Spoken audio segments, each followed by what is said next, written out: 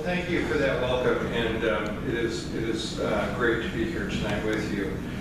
You know, I just saw George Bacon out in the audience, and talk about somebody who knows the history of our movement and the struggle of the transgender community within that movement.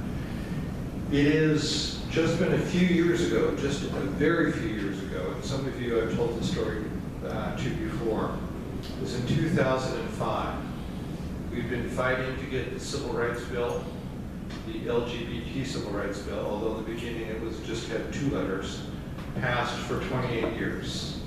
And we had an opportunity to get it out of the Senate, and we needed a few votes. But we needed to drop transgender.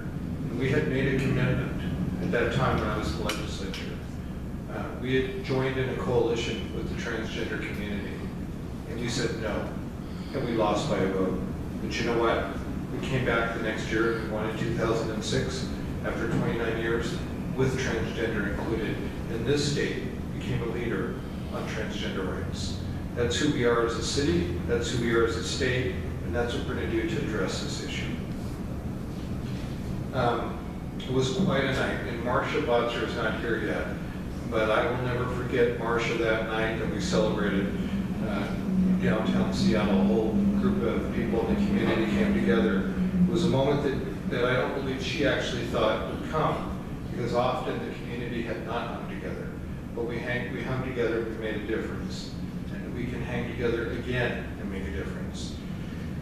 You know the statistics, you know the issue, you know the tragedy, and you know that we can make a difference. And I really do believe we can make a difference.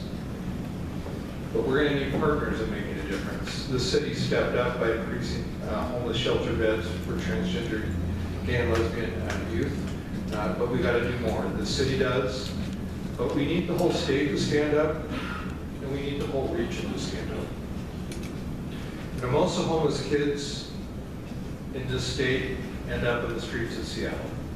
Actually, most of the homeless kids who are LGBT, gay, lesbian, bisexual, or transgender, from around the region, Idaho, Montana, shall I go on, end up on the streets of Seattle. We need to work with those communities, those rural and suburban communities across the state and across this region. We need to educate them about their children before they force their children out of the streets of this city. So that's one thing that we can't ignore. We've got to help kids before they actually get forced out of their families. Secondly, they're here, and this is a welcoming city, and we'll step up. We'll step up to work with you all to identify how we deal with the issue of violence. We'll step up with you all to identify how we deal with the issue of housing, both temporary and long-term. That's who we've been as a community, and that's who we will continue to be. You know, as last, I guess it was 2 weeks ago now, as the marriage decision came out, I think the movement went through a transition point. In some ways, we are legally, at least in this state, have all the rights that you can expect. The challenge before us is not to change the law anymore. The challenge before us is to change culture.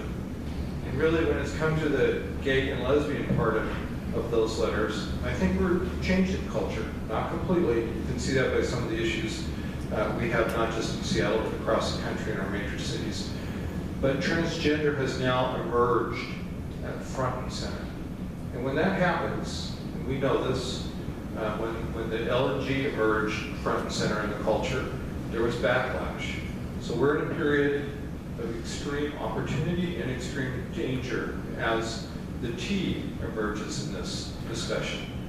It's an incredible opportunity to educate people about who transgender people are and the violence and the homelessness they experience, but we also need to be ready for a reaction that often is not a good reaction.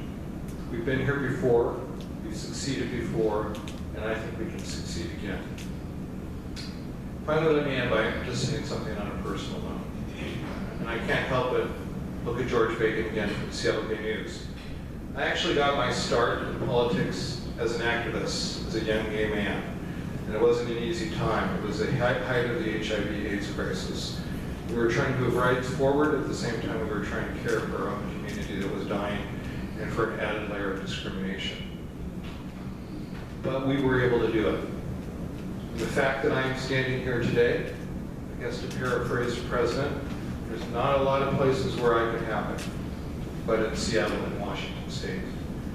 We can make this happen in this state, and I'm committed. I know where I came from, I know who got me here, and I'm going to stay with you as we try and figure this out. It's personal to me. It's personal to me because when Cal Anderson died 20 years ago this August, and I ran for a Senate seat I lost, for Cal's Senate seat, do you know who turned out? Do you know who my volunteers were? It really wasn't the gay and lesbian community, it was a transgender community. At that point, 20 long years ago, a community I did not fully understand. So as the old saying goes in politics, you got to remember who brought you to the dance, and you go home with the people who brought you to the dance. I know how I got into this dance, and I'm not going home until we bring everybody home together. Thank you so much.